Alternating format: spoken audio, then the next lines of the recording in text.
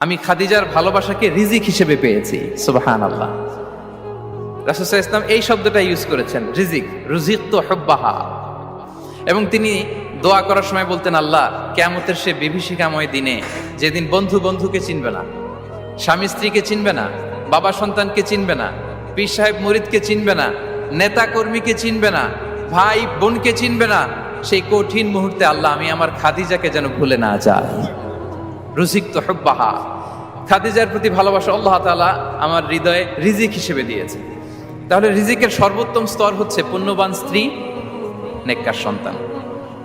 আর রিজিকের পরিপূর্ণ স্তর হচ্ছে মহান আল্লাহ তাআলার সন্তুষ্টি। রিজকের পরিপূর্ণ স্তর যেটা, সেটা হচ্ছে রিদাল্লাহ, আল্লাহ তাআলার সন্তুষ্টি।